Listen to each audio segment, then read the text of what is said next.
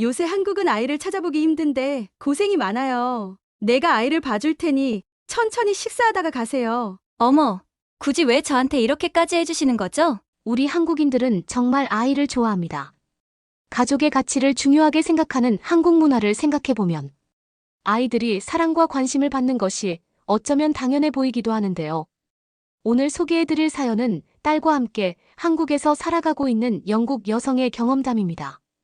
그녀는 남편을 따라 한국에 오기 전까지만 하더라도 많은 불안함이 있었지만 한국에 오자마자 따뜻한 한국인들 덕분에 걱정이 말끔히 사라졌다고 하는데요. 과연 그녀에게는 무슨 일이 있었던 걸까요? 영국 여성의 사연입니다. 감동의 모든 것 애청자 여러분. 영상 시작 전 좋아요와 불우이웃을 위해 끝까지 시청 부탁드립니다. 안녕하세요. 저는 영국인 스푸닝인데 남편을 따라 한국에 살고 있어요. 남편은 외교관인데 결혼하고 2년 차에 한국으로 발령을 받았거든요. 결혼하고 허니문 베이비로 1년 만에 출산을 해 아이 나이는 2살이었고 이름은 레인이에요. 저희만 가는 것도 아니고 말 못하는 아이와 함께 한국으로 간다는 게 사실 걱정이 되었는데요. 다행히 한국에 있는 대사관은 작은 영국이라는 생각이 들 정도로 잘 되어 있다고 말해줬어요. 병원도 지원해준다는 말이 있어서 한번 가보자는 생각이 들었던 것 같습니다. 오히려 아이가 나이를 더 먹게 된다면 학교나 친구에 대한 고민이 있잖아요. 하지만 아직은 어렸고 엄마의 보살핌만 있으면 가능한 나이라 무작정 젊을 때 도전해보고 싶은 마음도 있었던 것 같습니다. 그런데 문제는 비행기에 탈 때였어요. 어디든 멀리 여행 간 적이 없었거든요. 남편은 외교관이라 늘 불규칙한 일정을 소화하고 있어서 여행을 가는 건 꿈도 못 꾸었죠. 물론 레인이 어린 것도 한몫했고요. 하지만 한국으로 남편이 발령받고 떠나기로 했으니 비행기를 타야 했죠. 다행히 비행기를 타고 이륙하는데도 레인은 울지 않았어요. 주위에서 비행기를 타기 전까지 잘 놀다가 비행기를 탑승하기 직전에 밥을 먹이면 비행기 내부에서 잘 잔다는 말을 들었거든요. 착실히 시행했죠. 다행히 딸 레인은 비행기를 타자마자 잠에 빠졌어요. 아이들은 어려서 비행기가 이륙할 때 귀가 아파 많이 운다는 소리를 들었거든요. 긴장했던 거에 비해 너무 쉽게 지나간 것 같아 안도했답니다.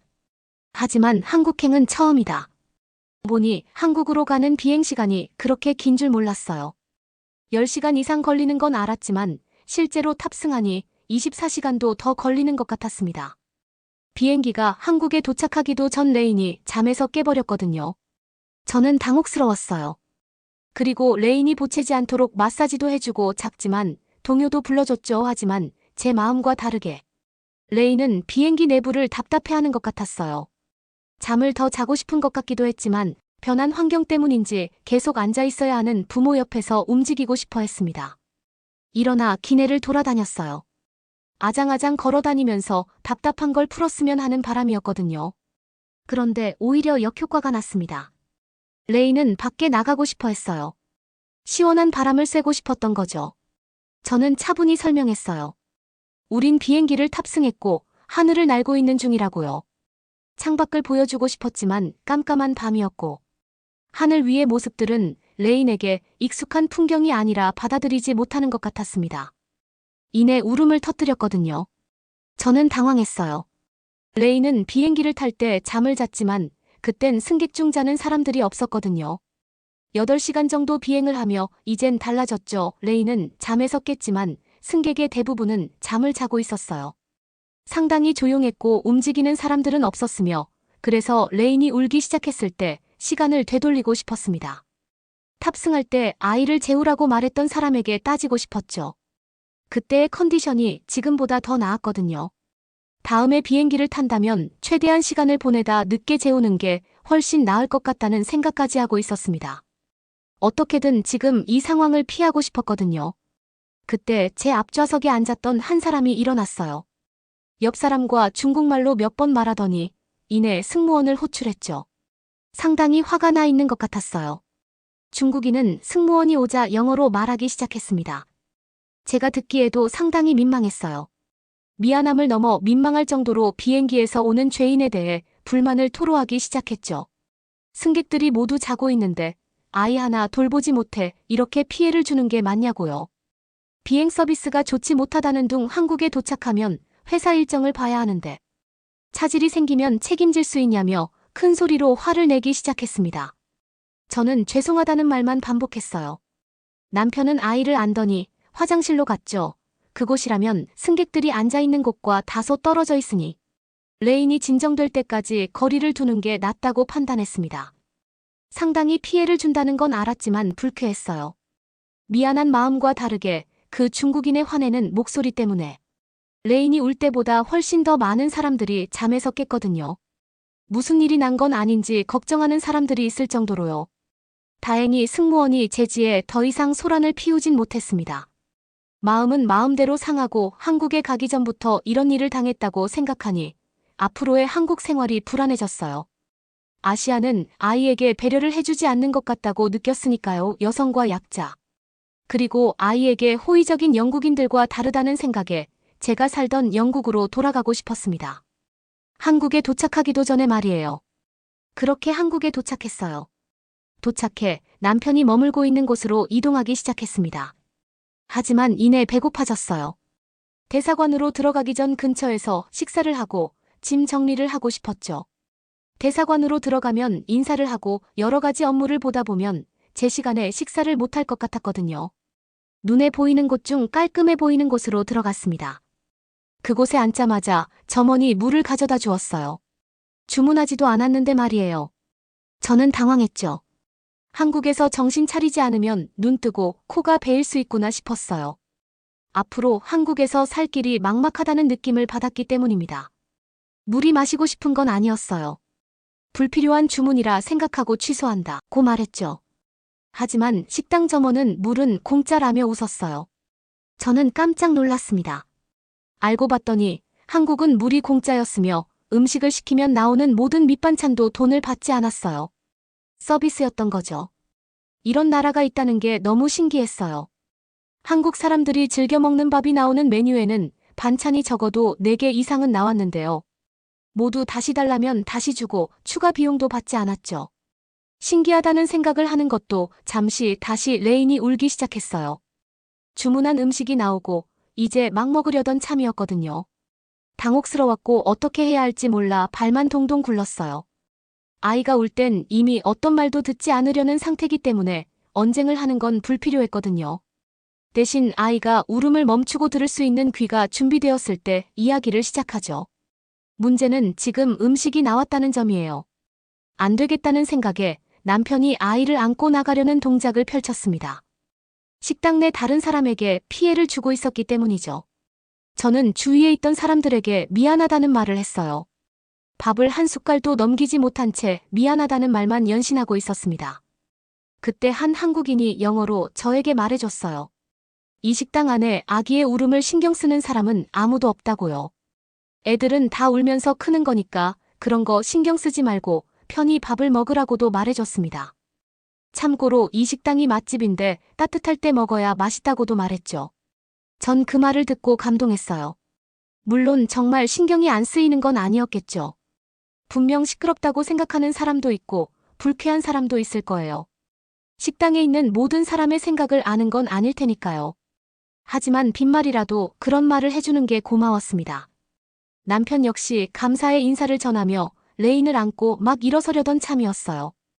그때 식당 주인으로 보이는 사람이 오더니 레인에게 오라는 손짓을 했답니다. 한 손에는 장난감을 들고요. 저는 놀랐죠. 식당 주인은 나이가 많았는데 짧지만 영어로 소통이 가능했어요.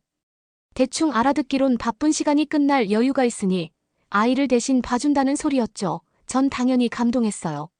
식사를 편히 하라고 남편과 제 편의를 봐줬으니까요. 저는 저도 모르게 참았던 눈물이 터져 나왔습니다.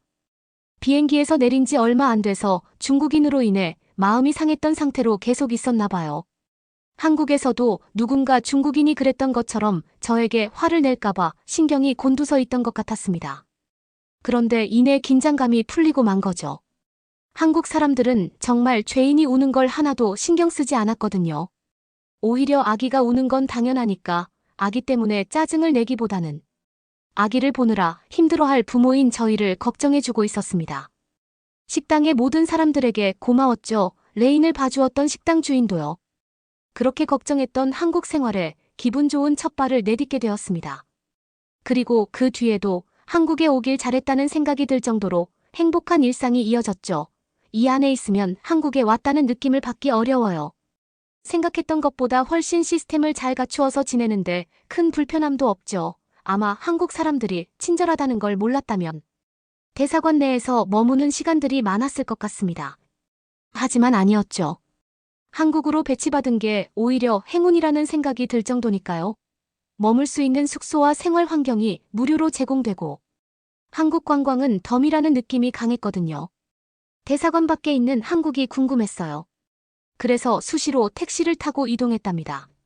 남편이 근무할 때 레인과 둘이 외출한 적도 꽤 있거든요. 물론 처음엔 두렵기도 하고 걱정되기도 했어요. 제가 한국말을 잘 못 알아들으니까요. 하지만 한국 사람들은 영국 사람들과 마찬가지로 여자와 아이에게 친절했습니다. 그만큼 선진국이라는 소리겠죠. 한국도 많은 발전을 했다는 건 한국에 오자마자 이미 알 수 있었어요. 특히 지하철을 탔을 때 더 돋보였죠. 지하철 좌석 중 맨 끝에는 노약자를 위한 좌석이 별도로 마련되어 있었어요. 다친 사람이나 노인같이 약한 사람들이 앉을 수 있는 전용 공간이죠.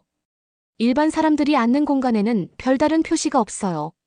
하지만 저처럼 아이와 함께 탑승하거나 도움이 필요한 사람이라고 느껴진다면 일반 좌석에 앉은 사람들이 일어나 기꺼이 자리를 양보합니다. 이것은 영국에서도 받아본 적 없는 배려였어요. 영국의 지하철은 배려를 바라기는커녕 일단 지저분하고 위험해요.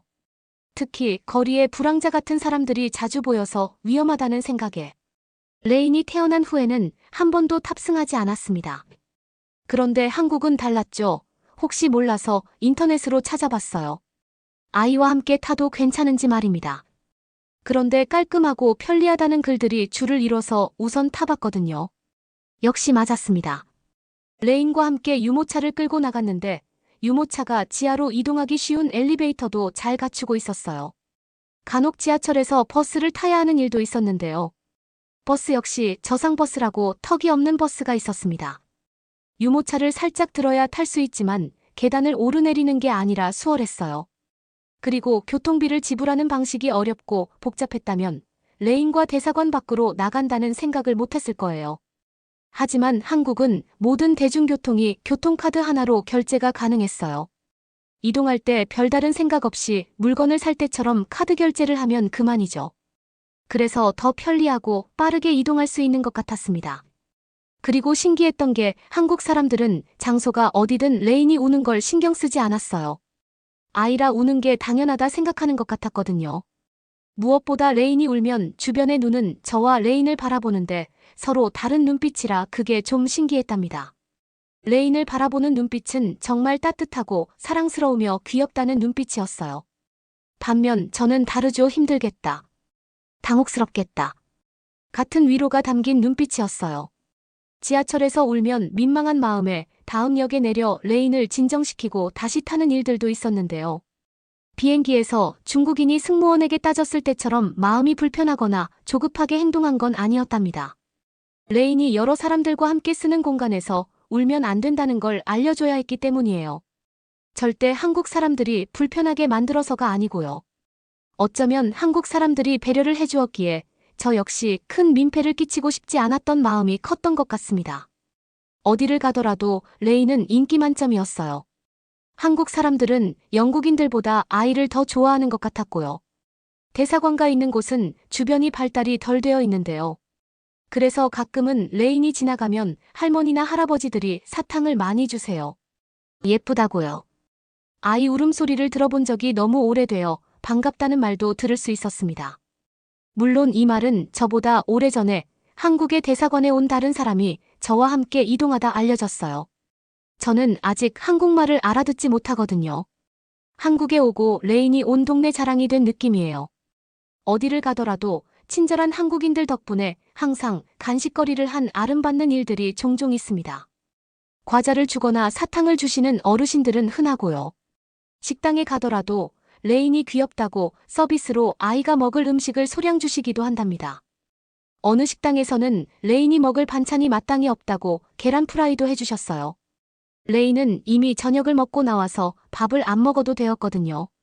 그래서 조금 매운 음식이 있는 식당으로 들어갔는데 식당 주인이 레인까지 생각해 준 거죠.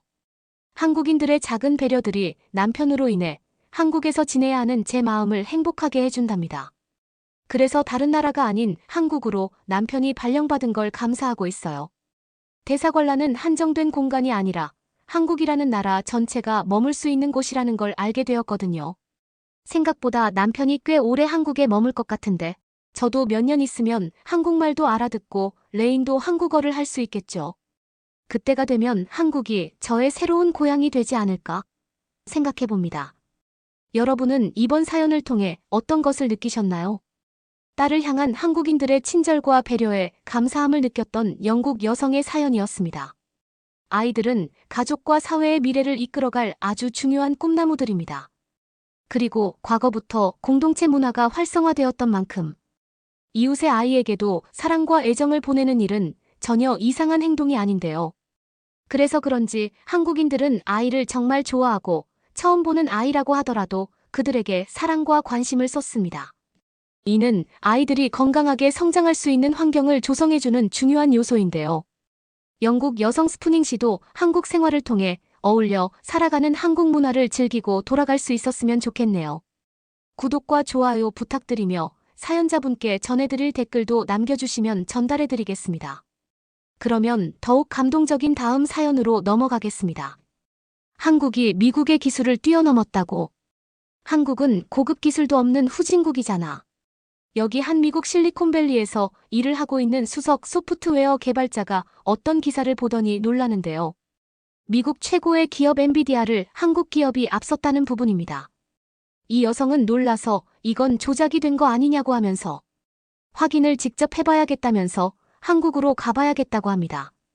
오늘의 사연은 대민인 세인트 메카닉 씨의 사연입니다. 안녕하세요. 저는 대만에서 태어나 소프트웨어 개발자로 TSMC에서 일하다가 미국으로 이민을 오게 된 세인트 메카닉입니다. 컴퓨터 화면의 간단한 알림으로 시작된 저의 미친 여정에 대해 말씀드리겠습니다. 저는 제가 그토록 꿈꾸던 구글에서 일하고 있었습니다. 모두 구글에 대해서는 잘 아시죠? 저는 항상 코딩을 좋아했습니다. 1과 0을 조합하여 온갖 놀라운 일을 할 수 있는 멋진 프로그램으로 바꾸는 것은 정말 멋진 일입니다. 마치 제가 컴퓨터의 언어로 말을 걸고 컴퓨터가 제 장단에 맞춰 춤을 추게 만드는 코드 속삭임꾼이 된 것 같아요. 이제 솔직히 말씀드리겠습니다. 그 당시 저는 한국과 한국인에 대해 좋지 않은 생각을 가지고 있었습니다. 대학 시절 시끄럽고 난폭한 한국 유학생들이 제지하지 않고 떠들어서 미치도록 화가 났던 것이 시작이었어요. 그때부터 한국인에 대한 부당한 편견이 생겼어요. 한 번의 나쁜 경험으로 문화 전체를 판단하는 것은 옳지 않다는 것을 알지만 가끔은 그런 것들이 계속 남아있을 때가 있잖아요. 아무튼 어느 날 컴퓨터에서 코딩 기계처럼 타이핑을 하고 있는데 화면에 알림이 떴어요. 보통 이런 성가신 알림은 무시하고 넘어가지만 이번 알림은 제 눈길을 사로잡았습니다. 한국의 정말 멋진 과학기술기관인 카이스트의 연구원들이 개발한 놀라운 새 AI 칩에 대한 기사였습니다. 처음에는 한국 내 인생은 끝나는 거야라고 생각했습니다. 하지만 이 상호 보안형 트랜스포머 칩에 대해 조금 더 자세히 읽은 후 호기심이 발동했습니다. 기사에 따르면 이 칩은 인공지능 분야를 완전히 혁신할 수 있는 잠재력을 가지고 있었습니다. 게임 체인저에 대해 이야기하고 있는 거죠. 완전히 뒤바꿔 놓을 수 있는 기술력이었답니다. 그래서 저는 이 최첨단 기술에 대한 매혹과 한국에 대한 좋지 않은 생각 사이에서 갈등하고 있었습니다. 마치 천사와 악마가 제 어깨 위에 앉아 계속 다투기 시작했는데요. 하루가 끝나갈 무렵 저는 이 AI 칩에 대한 생각을 머릿속에서 떨쳐버릴 수가 없었습니다. 소프트웨어 엔지니어로서 저는 이런 획기적인 일을 하고 싶어요. 이런 놀라운 기술을 다루는 작업의 매력은 무시하기에는 너무 강렬했습니다. 그날 밤 저는 뒤척이고 뒤척이면서 가능성에 대해 고민했습니다. 편견을 버리고 정말 혁신적인 일을 할 수 있는 기회를 받아들일 수 있을까요? 그 가능성은 짜릿하면서도 두려운 것이었습니다. 그 후 몇 주 동안 저는 카이스트의 상호 보안형 트랜스포머 LM 연구에 뛰어들었습니다. 온라인에서 찾을 수 있는 모든 것을 읽었고 사탕 가게에 간 아이처럼 기술 논문과 연구 기사를 탐독했습니다. 처음에는 약간 회의적이었던 것도 사실입니다. 한국 연구자들이 어떻게 그렇게 획기적인 기술을 개발할 수 있었을까요? 하지만 이들의 연구에 대해 자세히 알아가면서 회의감은 점차 그들의 독창성에 대한 마지못한 존경심으로 바뀌었습니다. 한국은 AI 기술이 발달하지 못했을 텐데요. 그런데 카이스트뿐만 아니라 솔라라는 AI 프로그램도 한국에서 개발을 했다고 하더라고요. 제가 자주 이용하는 레딧에서도 많이 사용하고 동료들도 사용을 한다고 들었습니다. 지금 실리콘밸리에서는 AI 때문에 많은 일자리도 잃고 있고 모든 고차원적인 일을 AI가 하고 있어요. 저는 근데 한국 같은 나라가 이런 거를 개발했다는 거에 대해서 도저히 믿을 수가 없었습니다. 한국은 삼성 현대만 있는 나라가 아니었나요? 와, 이건 정말 미친 거라고 해야 하나요? 이런 표현을 써서 죄송합니다. 하지만 계속해서 읽어보다 보니 이 사람들은 뭔가 큰일을 해내고 있었고 제가 AI 혁신의 선두에 서려면 제 편견에 정면으로 맞서야 한다는 것을 알았습니다. 그래서 많은 고민 끝에 제 인생의 방향을 영원히 바꿀 결정을 내렸습니다. 저는 당장 제가 다니는 구글을 그만두고 한국의 분주한 기술업계에서 일자리를 찾기 시작했습니다. 미친 소리처럼 들리죠. 하지만 때로는 믿음을 갖고 미지의 세계를 받아들여야 할 때도 있잖아요. 사실 구직 과정은 결코 쉬운 일이 아니었습니다. 계속되는 거절에 직면했고 문화적 장벽은 넘을 수 없을 것 같았어요. 한국어 실력이 부족하고 비즈니스 관습에 익숙하지 않은 저는 눈에 띄지 않는 사람처럼 보였습니다. 저는 당연히 저 정도 능력이면 어디든지 쉽게 갈 수 있다고 생각했지만 그게 아니었습니다. 한국에서는 저만큼이나 더 뛰어난 인재들이 많았던 걸까요? 충동적으로 내린 결정에 의문을 품는 제 자신을 몇 번이고 발견했습니다. 무슨 생각으로 그랬어? 세인트 메카닉. 이라고 속삭이듯 의심의 작은 목소리가 스며들곤 했습니다.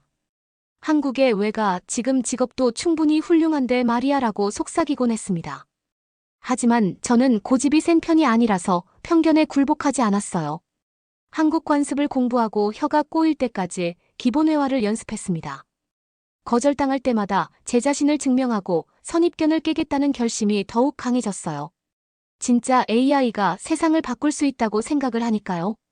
영혼처럼 느껴졌지만 3개월에 가까웠던 시간이 흐른 후 마침내 희망의 빛이 보이기 시작했습니다. 카이스트와 상호 보안형 트랜스포머 LM 프로젝트에서 긴밀히 협력했던 한국의 유명 기술 기업에서 제게 제안을 해온 것이죠. 비밀이라서 어떤 기업인지는 이야기 드릴 수가 없습니다. 제 혈관을 타고 흐르던 흥분과 순전한 공포가 아직도 생생합니다. 그토록 쫓던 기회가 드디어 제 손에 잡혔으니까요. 그러나 그것은 또한 고국의 안락함을 뒤로하고 미지의 세계로 모험을 떠나는 것을 의미하기도 했습니다.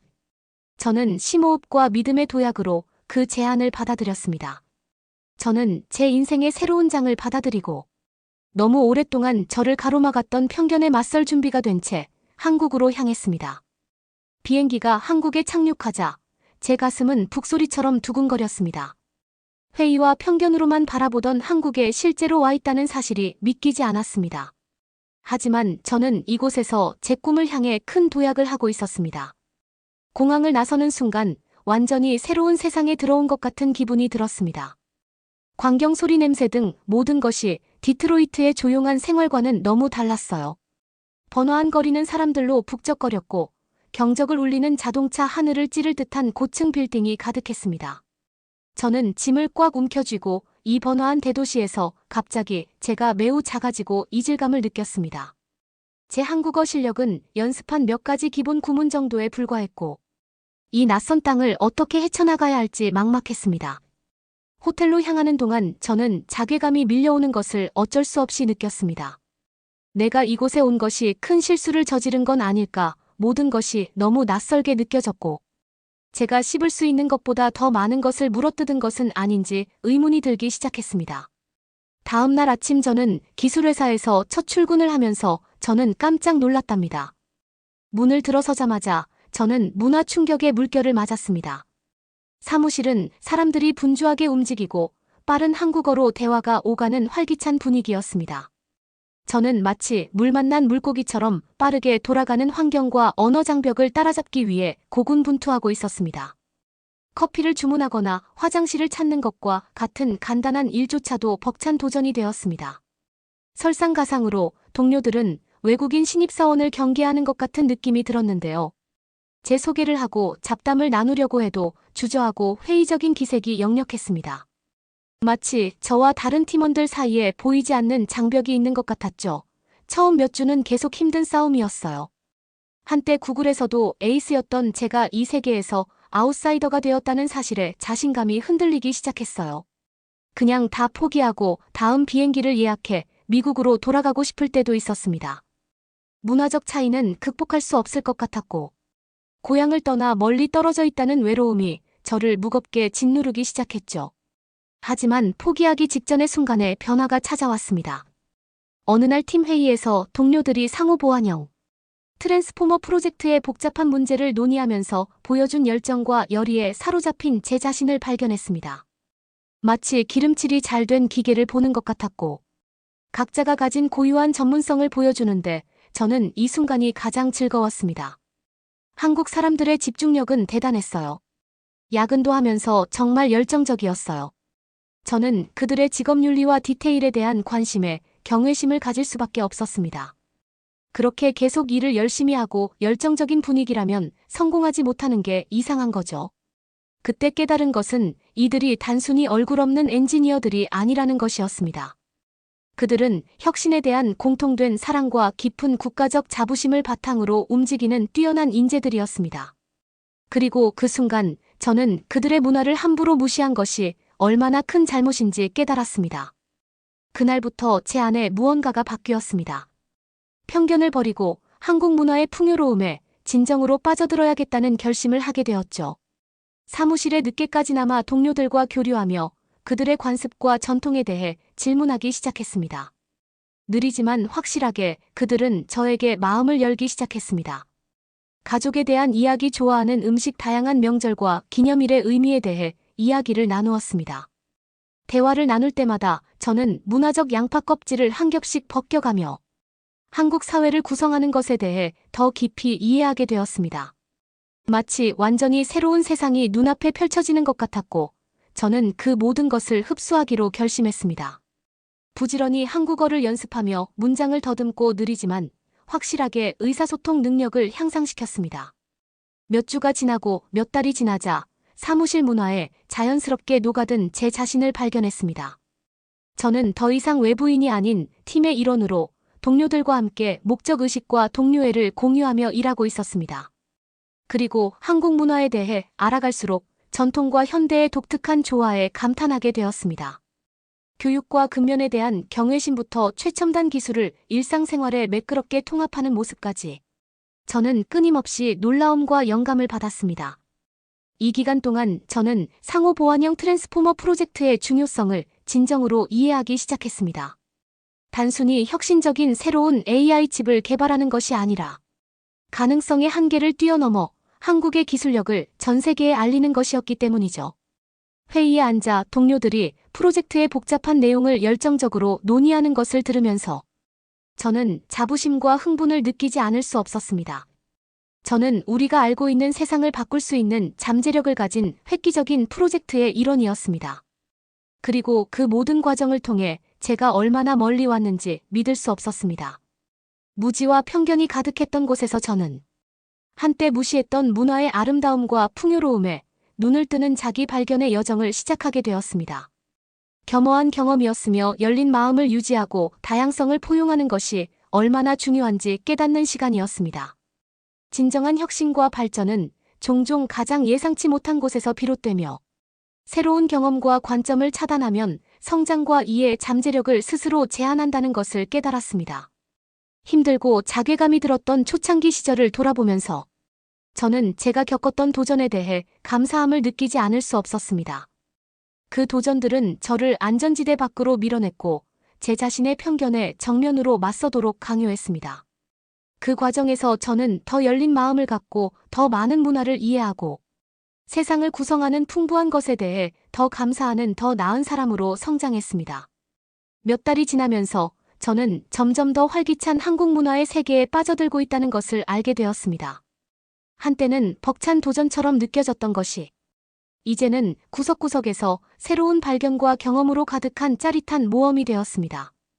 가장 인상 깊었던 것은 한국 사회의 모든 면에 스며들어 있는 깊은 공동체 의식과 공생의식이었습니다.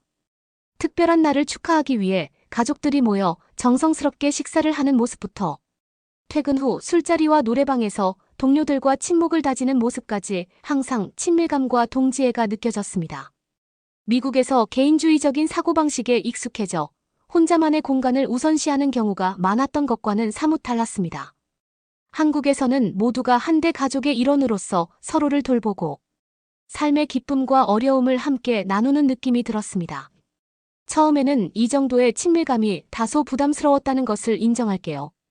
내성적인 성격인 저는 항상 사람들에게 둘러싸여 단체 활동에 참여해야 한다는 생각에 다소 부담스러웠습니다. 하지만 시간이 지날수록 이러한 공동체 의식에 빠져들게 되었고 한국 문화에서 가장 소중하게 생각하는 것 중 하나가 되었습니다. 특히 기억에 남는 경험 중 하나는 한국 전통 결혼식에 참석한 것이었습니다. 선명한 색감 복잡한 의식 기쁨과 축하의 분위기는 제가 지금까지 본 것과는 전혀 달랐습니다. 그리고 가장 인상 깊었던 것은 지역사회 전체가 행복한 부부를 둘러싸고 함께 번영할 미래를 기원하며 축복을 쏟아내는 모습이었어요. 인간관계의 중요성과 여러 세대에 걸쳐 내려온 전통을 포용할 때 얻을 수 있는 풍요로움을 일깨워주는 아름다운 광경이었습니다. 물론 문화적 뉘앙스를 파악하는 것이 항상 쉬운 일은 아니었습니다. 당황스러운 실수를 저지르거나 사회적 신호를 잘못 이해한 적도 많았습니다. 한국 문화에서는 매우 무례하다고 여겨지는 비공식적인 호칭을 상사에게 실수로 사용한 적이 있었죠. 그 상사의 표정은 평생 잊을 수 없을 거예요. 하지만 그 모든 상황에서도 동료들은 인내심과 이해심을 잃지 않고 저를 부드럽게 바로잡아주며 올바른 에티켓과 관습을 배울 수 있도록 도와주었습니다. 겸허한 경험이었지만 피드백에 개방적이고 실수로부터 기꺼이 배우는 것의 가치를 배울 수 있는 시간이었습니다. 그리고 느리지만 확실하게 한국 문화에 익숙해지면서 한국 동료들과 더 깊은 유대감을 형성하고 있는 제 자신을 발견했습니다. 한때는 장벽이었던 것이 이제는 다리가 되었고 그들의 삶과 가족 세상을 바라보는 독특한 관점에 대해 배울 수 있는 기회를 얻게 되었습니다. 이러한 진정한 인간적 교감의 순간에 저는 한때는 극복할 수 없을 것 같았던 장벽을 뚫고 나가고 있다고 진정으로 느꼈습니다. 오랫동안 제 판단을 흐리게 했던 편견과 오해가 천천히 그러나 확실하게 녹아내리고 한국 문화의 풍요로움에 대한 새로운 감사와 존중으로 대체되었습니다. 문화에 대한 이해가 깊어지면서 상호 보완형 트랜스포머 프로젝트에 대한 저의 열정도 커졌습니다. 저는 이 획기적인 기술의 성공에 그 어느 때보다 더 많은 투자를 하게 되었는데 이는 AI 분야의 혁명을 일으킬 잠재력뿐 아니라 한국인의 독창성, 결단력 흔들리지 않는 정신에 대한 증거가 될 수 있기 때문이었습니다. 저는 팀 회의에 앉아 동료들이 이 최첨단 칩을 개발하는 과정에서 직면했던 어려움과 극복한 장애물에 대해 토론하는 것을 들었던 기억이 납니다. 그들의 헌신과 인내심은 정말 고무적이었고 저는 제 자신의 기술과 전문성을 이 프로젝트에 기여하고 싶은 마음이 그 어느 때보다 커졌습니다. 그러던 중 상보형 트랜스포머가 에너지 효율과 처리 능력 면에서 가장 낙관적인 예상치를 뛰어넘는 획기적인 성과를 달성했다는 흥미로운 소식을 전해 들었습니다. 회의실은 환호와 박수로 가득 찼고 저는 자부심과 성취감을 느낄 수밖에 없었습니다. 그리고 기사가 떴는데요. 엔비디아를 뛰어넘는다는 멋진 일이었어요. 이는 단순한 기술적 성취를 넘어 협업과 노력 공유된 비전의 힘을 증명하는 것이었습니다. 그리고 동료들의 환한 얼굴을 둘러보면서 저는 이 순간에 이르게 된 여정에 대해 깊은 감사함을 느낄 수밖에 없었습니다. 초기의 어려움과 문화적 오해를 겪던 시절부터 승리의 순간까지 제 자신의 편견에 맞서고 새로운 관점을 향해 마음과 정신을 열도록 도전을 준 변화의 경험이었습니다. 그리고 성공을 축하하면서 저는 개인적으로나 직업적으로 얼마나 멀리 왔는지 되돌아보지 않을 수 없었습니다. 한때 제 판단을 흐리게 했던 편견과 오해는 한국인과 그들의 풍부한 문화유산에 대한 깊은 존경과 찬사로 대체되었습니다. 진정한 성장과 이해는 종종 우리의 안전지대를 벗어나 낯선 것을 받아들일 때 이루어진다는 사실을 겸허하게 깨닫게 되었습니다. 새로운 경험과 관점에 열린 마음을 가짐으로써 저는 더 나은 엔지니어가 되었을 뿐만 아니라 더 나은 사람이 되었습니다. 상보형 트랜스포머로 가능성의 한계를 계속 넓혀가면서 저는 그 어느 때보다 더 많은 영감과 동기부여를 느꼈습니다. 단순히 최첨단 기술을 개발하는 것이 아니라 장벽을 허물고 문화 간 이해를 증진하며 열린 마음과 공유된 비전을 가지고 함께하면 무엇이든 가능하다는 것을 증명하는 것이었죠. 그리고 미래를 바라보면서 저는 이것이 계속해서 저에게 도전하고 영감을 주며 주변 세상의 아름다움과 풍요로움에 눈을 뜨게 해줄 놀라운 여정의 시작에 불과하다는 것을 알았습니다. 하루가 몇 주가 되고 몇 주가 몇 달이 되면서 저는 점점 더 상호보완형 트랜스포머 프로젝트의 세계에 빠져들고 있었습니다. 한때는 벅찬 도전처럼 느껴졌던 일이 이제는 혁신에 대한 열정과 한국 문화에 대한 새로운 인식에 힘입어 사랑의 노동이 되었습니다.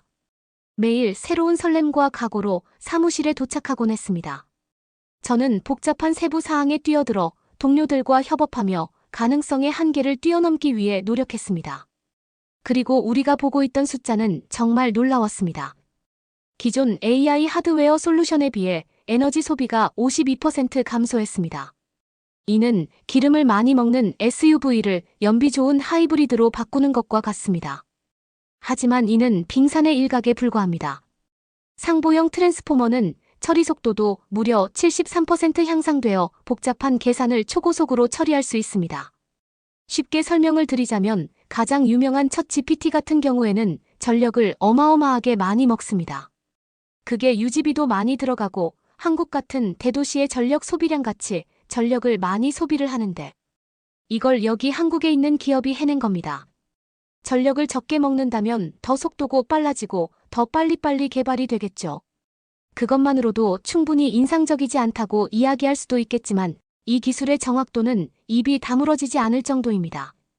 과거에 가장 진보된 AI 시스템조차도 4%포인트 이상 앞지르는 정확도 수준에 대해 이야기하고 있는 것입니다. 데이터를 훑어보면서 저는 그 가능성에 대해 생각했습니다. 이 기술은 의료 진단과 환경 모델링부터 사이버 보안, 심지어 비디오 게임 그래픽 렌더링까지 모든 분야에 혁신을 일으킬 수 있는 잠재력을 가지고 있었습니다. 마치 기술적 금광을 발견한 것 같아서 빨리 파고 싶었습니다. 하지만 상보형 트랜스포머의 기술적 역량에 대한 기대만큼이나 저를 진정으로 고무시킨 것은 한국 동료들의 변함없는 헌신과 인내였습니다. 그들은 단순히 뛰어난 두뇌뿐만 아니라 한국의 기술력을 전 세계에 알리겠다는 깊은 민족적 자부심과 불타는 열망으로 똘똘 뭉쳤습니다.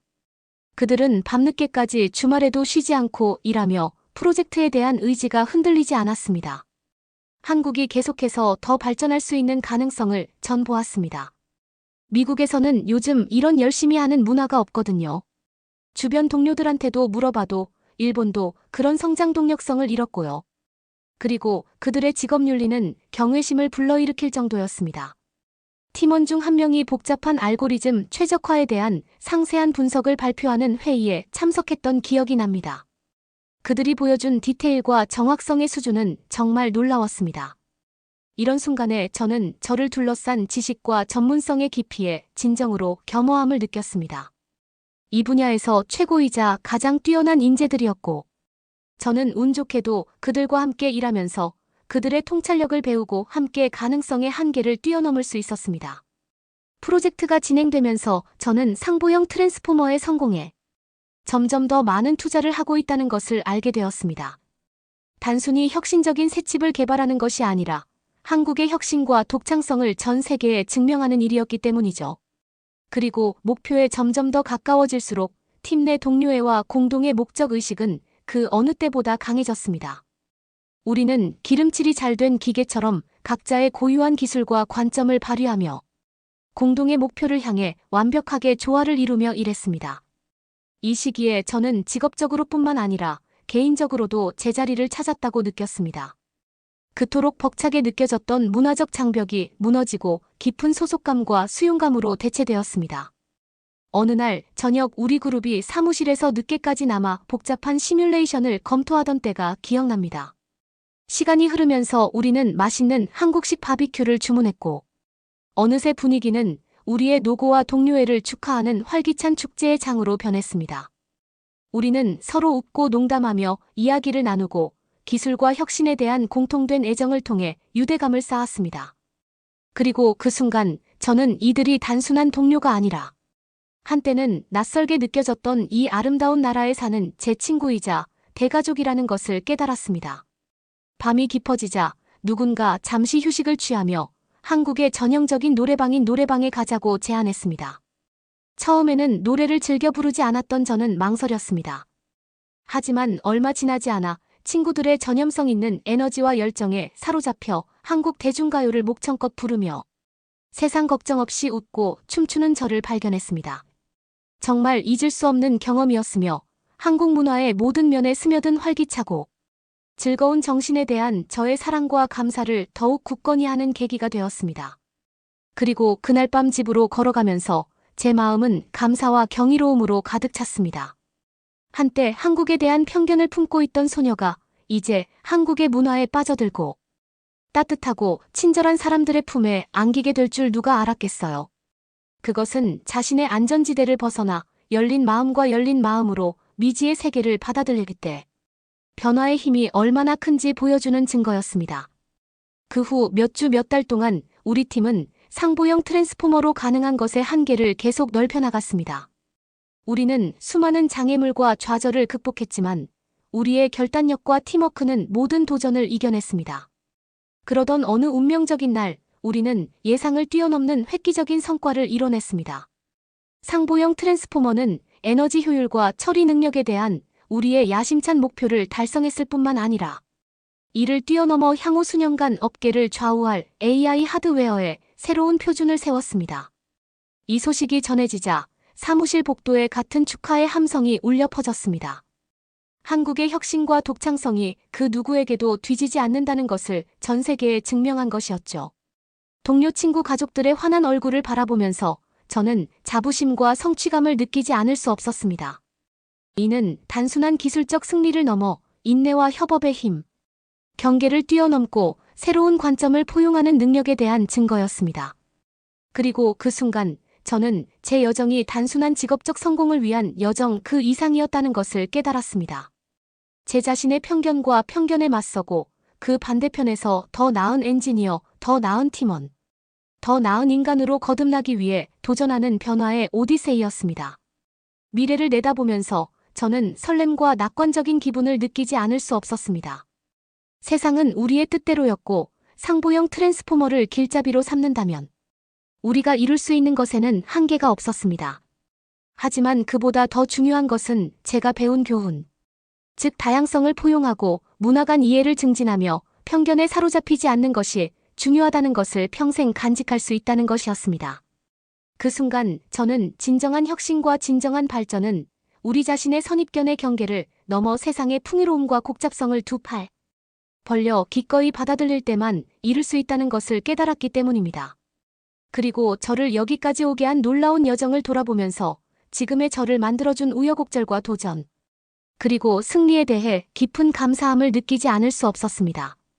왜냐하면 결국 저를 안전지대에서 벗어나게 하고 제 자신의 편견에 정면으로 맞서게 했던 바로 그 경험들이 저를 둘러싼 세상의 아름다움과 경이로움에 진정으로 감사하게 만들었기 때문입니다.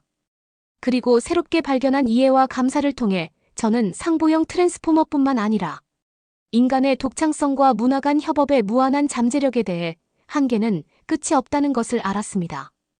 여러분, 미지의 세계로 나아가는 것을 두려워하지 말고 열린 마음과 열린 시각으로 새로운 경험과 관점을 받아들이는 것을 우리 모두에게 교훈으로 삼으시기 바랍니다. 불편함과 성장의 순간에 우리는 진정으로 세상의 마법과 경이로움을 발견하고 우리 모두의 내면에 잠재된 놀라운 가능성을 발견할 수 있기 때문입니다. 정말 제가 한국에 온 거는 제 인생을 바꾼 경험을 했다고 생각을 합니다.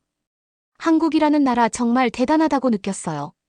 저는 한국과 함께 여기서 더 발전해 나가려고 합니다. 그러면 더욱 재미있는 다음 사연으로 넘어가겠습니다. 당신은 한국에 대해서 아무것도 모르면서 아는 척만 하고 있잖아요. 지금 말 다 하셨어요? 이제껏 팀원들이 제대로 한 게 대체 뭐가 있는데요? 한국인의 전문성을 무시해버리는 리더는 저희도 필요 없습니다. 여기. 한국의 한 회사의 회의실에서 외국인 여성과 한국인 여성이 크게 다투고 있습니다. 회의를 하다 서로 결국 참던 것이 터진 듯해 보이는데요. 이 한국인 여성은 결국 화를 참을 수 없는지 회의실 밖으로 나가버리고 다른 팀원들도 그녀를 따라 나가버리고 맙니다. 홀로 남은 외국인 여성은 허탈한 표정으로 앉아있을 뿐이죠. 이 외국인 여성은 왜 한국의 회사에서 이렇게 다툼을 하게 된 걸까요? 오늘은 독일의 마케팅 전문가 델리아나 씨의 이야기를 들려드릴게요. 안녕하세요. 제 이름은 델리아나입니다. 저는 30살이고 독일 베를린에 살고 있습니다. 저는 대기업에서 마케팅 전문가로 일하고 있어요. 마케팅은 제 경력이자 전문 분야입니다. 저는 제 업무에서 매우 영리하고 전략적인 사람이에요. 논리적으로 생각하고 좋은 계획을 세울 수 있지만 제가 다소 편협할 수도 있다는 점 또한 인정합니다. 저는 서유럽과 북미 이외의 문화에 대한 경험이 많지 않습니다. 매우 낯설거나 이질적으로 보이는 것들은 저를 회의적으로 만들죠. 어느 날 상사가 새로운 업무 과제에 대해 저를 찾아왔어요. 회사에서 대규모의 새로운 마케팅 캠페인을 시작한다는 것이었습니다.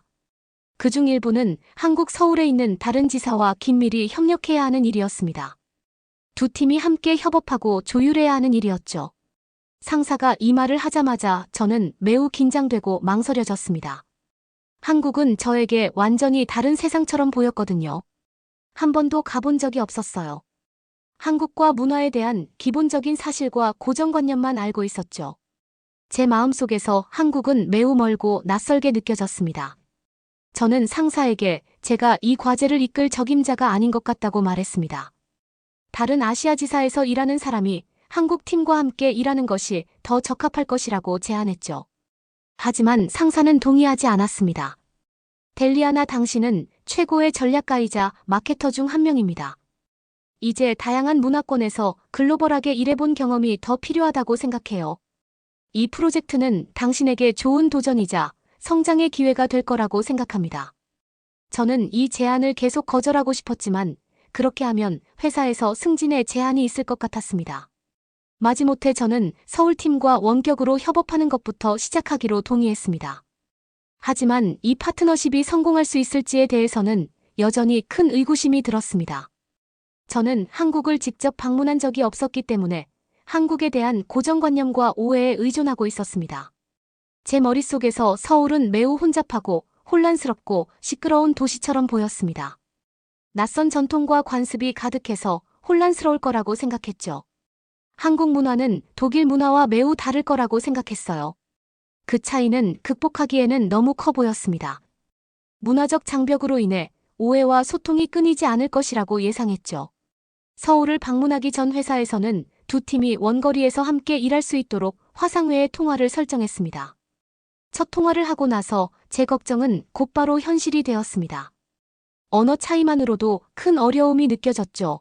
한국어로 인사를 하고 제 소개를 하려니 매우 어색하고 서툴게 들렸습니다. 서울에 있는 팀원들의 영어 실력 수준도 다양했습니다. 전반적으로 화상 채팅을 통해 효율적으로 소통하는 데 어려움을 겪었어요. 보다 명확한 이해를 위해 온라인 채팅에 메시지를 입력해야 했습니다. 하지만 채팅 메시지조차도 때때로 혼란을 초래했습니다.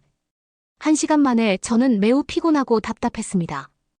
이 과제는 제가 예상했던 것보다 훨씬 더 어려울 것이 분명했죠.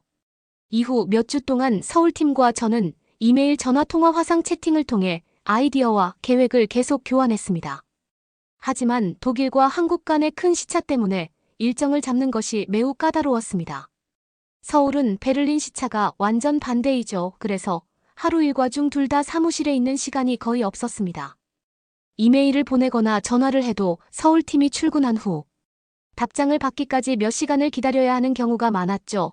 모든 커뮤니케이션 단계가 이렇게 지연되다 보니 모든 것이 짜증스러울 정도로 느려졌습니다.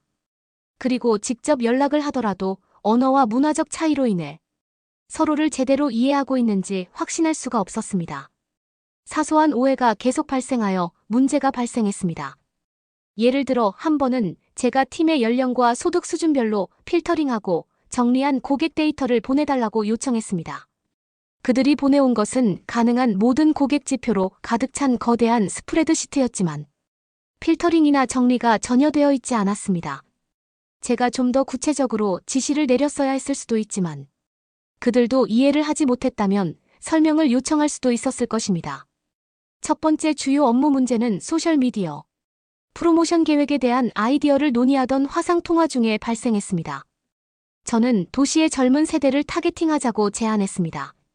그런데 어찌된 일인지 제 아이디어가 통역 과정에서 사라졌습니다.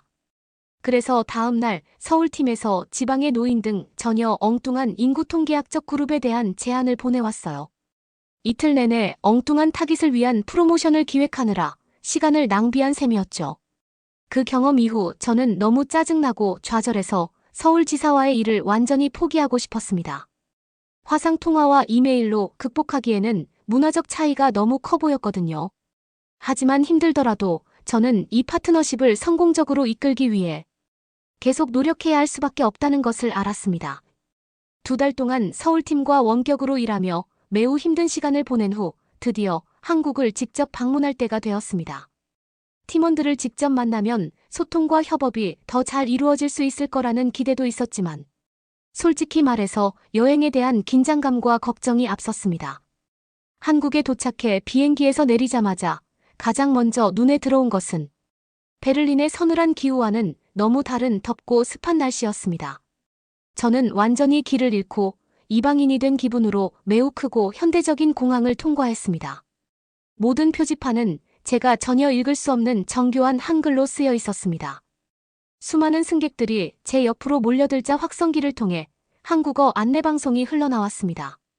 모두들 어디로 가야 하고 무엇을 해야 하는지 정확히 알고 있는 것 같았어요. 저만 유일하게 혼란스러웠고 어떤 말이나 글도 알아들을 수 없는 것 같았죠. 이 때문에 저는 매우 고립되고 제자리를 벗어난 기분이 들었어요. 세관을 통과하고 호텔에 도착하기 위해 기차를 알아내는데 저는 어려움을 겪었습니다. 저는 각 표지판 아래에 인쇄된 영어 번역본에 의존할 수밖에 없었고 그것이 유일한 안내자였죠. 2시간 동안 기차를 타고 이동한 끝에 드디어 저는 서울 중심부에 위치한 호텔에 도착했습니다. 하지만 호텔 프론트에 도착했을 때 저는 한국어로 전혀 의사소통을 할 수 없다는 사실을 깨달았습니다. 저는 안녕하세요. 감사합니다와 같은 몇 가지 기본적인 문구만 알고 있었어요.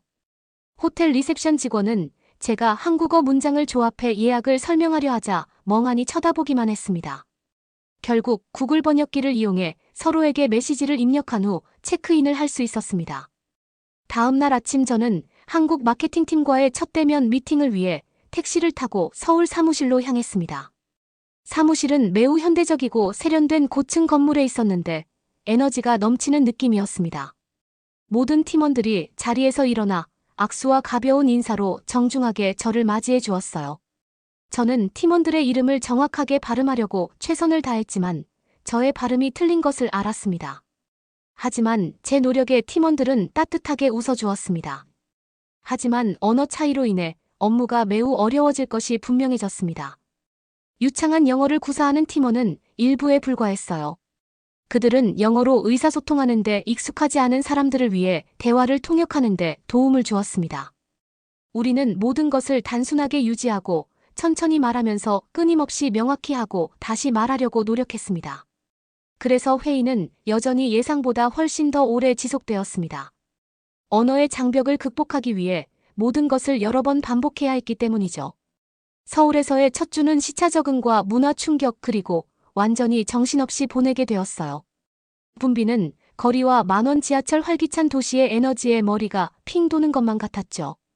조용하거나 고요한 순간은 단 한 번도 없었고 모든 곳에서 끊임없이 움직이고 소란스러웠습니다. 강렬하고 혼란스러운 업무가 끝나면 저는 호텔방으로 돌아와 룸서비스를 주문하고 베를린에 계신 어머니께 이 과제를 더 이상 감당할 수 없을 것 같다고 이메일을 보내곤 했습니다. 좀 더 주의를 기울이다 보니 모든 유형의 상호작용에서 한국 동료들과 문화적 차이를 발견할 수 있었습니다. 회의에서 팀원들은 매우 예의 바르면서도 상대적으로 말투가 부드러웠습니다. 직접적인 의견 충돌이나 대립을 피하는 것 같았습니다. 의견을 직접적으로 말하기보다는 이슈를 중심으로 빙빙 돌리며 이야기하곤 했어요. 매우 직접적인 독일 문화에서 온 저는 이러한 소극적인 의사소통 스타일이 매우 답답하게 느껴졌습니다.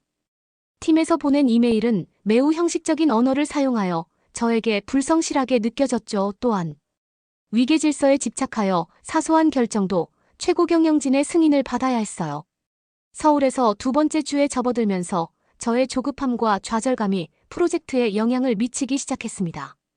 저는 팀의 아이디어와 제안 중 상당수가 캠페인 목표에 비해 너무 간접적이고 비현실적이라고 생각했습니다. 저는 팀의 의견을 묻지 않고 제 마음대로 프로젝트의 방향을 정하고 팀의 조언을 무시하기 시작했어요. 물론 이는 긴장과 불쾌감만 불러일으켰습니다. 팀원들은 특히 막 부임한 외부인인 제가 자신들의 판단을 무시하는 것에 대해 분개했습니다. 하지만 저는 제 방식이 옳다고 생각했고 그들의 관점을 보려하지 않았습니다. 갈등은 결국 회의 중에 한국 타겟팅 전략에 대해 다시 한번 논쟁을 벌이면서 폭발했습니다. 저는 제가 익숙한 글로벌 데이터와 모범 사례에 전적으로 의존하고 싶었습니다. 하지만 팀원들은 한국 문화에 맞게 접근해야 한다고 주장했죠. 우리 둘 다 서로가 완전히 틀렸다고 확신했습니다. 결국 팀장이 직접적으로 이야기했습니다. 그녀는 매우 불쾌해하며 제가 그들의 전문성을 무시하고 한국 문화에 무감각하다고 말했습니다. 회의실에는 끔찍한 긴장감이 감도는 침묵이 흘러 저는 당황스러웠지만 동시에 분노했습니다. 난 지금 객관적으로 말하려는 것뿐이에요. 저는 방어적으로 반박했습니다. 우리는 데이터에 근거해 결정을 내려야 합니다. 저는 한국인들의 우유부단한 태도에 휘둘릴 시간이 없습니다. 양쪽 모두 화를 내고 결국 기분이 상한 채로 논쟁은 해결되지 않은 채로 끝났습니다. 저는 당장 귀국 항공편을 예약할까도 생각했습니다. 어쩌면 이 간극은 메우기에는 너무 큰 것일지도 모르겠다는 생각이 들었어요. 하지만 마음속 깊이 저는 이 문제를 해결할 방법을 찾아야 한다고 이야기하고 있었죠. 그 끔찍한 논쟁의 여지가 있는 회의를 마치고 그날 저녁 호텔바에 갔을 때 저는 여전히 흥분한 상태였습니다. 저는 와인 한 잔을 주문하고 베를린에 계신 어머니께 전화를 걸어 그날의 상황을 털어놓았습니다. 제가 프로젝트의 긴장과 문제점을 설명하자 어머니는 부드럽게 한국팀의 관점에서 상황을 바라보라고 하셨습니다. 너는 내 아버지를 꼭 닮았구나, 어머니가 말씀하셨죠. 아버지도 항상 자신의 방식이 옳다고 고집스럽게 확신하셨죠. 하지만 자존심 때문에 다른 사람의 말에 귀를 기울이는데 방해가 되어서는 안 돼. 어머니의 말이 가슴에 와닿았습니다. 인정하기 싫었지만 어머니의 말에 일리가 있었습니다. 저는 이미 그들의 생각이 시대에 뒤떨어지고 결함이 있다고 확신하고 한국에 왔습니다. 저는 그 팀의 생각을 진지하게 이해할 시간을 갖지 못했습니다. 바로 그때 바에서 제 옆에 앉아있던 한 여성이 정중하게 끼어들었습니다. 죄송해요. 들으려고 한 건 아닌데 소리가 생각보다 크게 들려서 내용을 들어버렸어요. 그녀가 친절한 미소를 지으며 말했습니다. 저도 글로벌 팀을 관리하면서 비슷한 문화적 갈등을 많이 겪어봤어요. 괜찮다면 제가 조언을 좀 해드려도 될까요? 이 친절한 낯선 여성은 자신을 서울에서 근무하는 또 다른 외국인 수연이라고 소개했습니다. 와인을 한 잔 더 마시며 이야기를 나누던 중 그녀는 업무적으로나 개인적으로 새로운 문화에 적응하며 겪은 험난한 경험에 대한 이야기를 들려주었습니다. 저는 한국에서 열린 마음을 유지하면서 겪은 어려움에 대해 털어놓았습니다. 자신의 방식이 보편적으로 옳지 않다는 것을 깨닫는 것은 쉽지 않은 일이죠. 수연이 고개를 끄덕였습니다. 하지만 아직은 한국 생활의 초기 단계잖아요. 열린 마음을 유지하면 해결책이 보이실 거예요. 그녀의 공감과 격려의 말에 저는 희망이 느껴졌습니다. 그때 저는 한국 동료들과 함께 장벽을 극복할 방법을 찾는 것을 아직 포기하면 안 되겠다고 생각했습니다. 제 자신의 가정에 진지하게 도전해야 하는 일이니 쉬운 일은 아니었지만 저는 제 자신과 팀원들 간의 격차를 해소해야 할 의무가 있었습니다. 다음 날 저는 팀과 저에게 모든 것을 새롭게 시작하고 파트너십을 재설정하자고 제안했습니다. 문화적 차이로 인해 판단력이 흐려진 것에 대해 사과하고 제가 배울 수 있도록 도와달라고 팀원들의 도움을 요청했습니다. 그들은 놀랍게도 안도하는 표정을 지으며 깨끗하게 새 출발할 의지를 보였어요. 이 리셋은 완벽한 타이밍에 이루어졌습니다. 새 친구 수연과 시내에서 저녁을 먹고 지하철을 타고 저는 호텔로 돌아가려고 했습니다. 그런데 어찌된 일인지 전철 노선을 잘못 탔고 결국 전혀 모르는 동네에 도착했습니다. 저는 네온사인으로 가득한 복잡한 거리를 헤매며 필사적으로 제가 아는 거리를 찾았습니다. 하지만 당연히 모든 것이 한국어로만 되어 있었습니다. 표지판을 읽을 수도 없었고 누구에게도 길을 물어볼 수도 없었습니다. 1시간이 지나자 저는 거의 패닉 상태였어요. 그때 마침 지나가던 할머니 한 분이 제가 얼마나 괴로워 보이는지 알아차리셨어요. 저는 서툰 한국어로 길을 잃었다고 중얼거릴 수밖에 없었습니다. 하지만 다행히도 할머니는 제 정신없는 몸짓을 보고 알아들으셨어요. 그녀는 인내심을 가지고 저를 버스 정류장까지 안내해주고 함께 타고 호텔 정류장을 지날 때 신호를 보내주었습니다. 저는 하차하면서 그녀에게 진심으로 감사를 표했습니다. 그녀의 친절이 제 생명의 은인이었기 때문입니다. 그 끔찍한 경험을 통해 한국에 대한 저의 무지가 얼마나 큰 불이익을 초래했는지 깨달았습니다. 저는 사람들이 저를 위해 똑같이 해주지 않으면서도 저를 수용해줄 것이라고 기대했습니다. 한국에 대한 통찰력과 언어 능력을 키우지 않으면 항상 아웃사이더가 될 수밖에 없었어요. 새로운 동기를 부여받은 저는 퇴근 후 여가 시간에 한국 문화와 풍습을 탐구하기 시작했습니다. 북적거리는 재래시장을 방문하고 길거리 음식을 먹어보고 도시 외곽의 숲이 우거진 산책로를 하이킹했습니다.